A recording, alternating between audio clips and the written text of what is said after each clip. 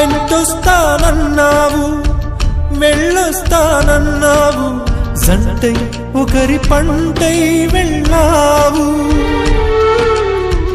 కరుణిస్తానన్నావు, వరమిస్తానన్నావు, కరువై మెడకూరివైపోయావు. దేవతలోనూ ద్రోహం ఉందని తేలిపావు, దీపం కూడా దహిస్తుందని తేల్చావు. ఎవరిని నమ్మాలి నన్ను తప్ప, ఎవరిని నిందించాలి నిన్ను తప్ప.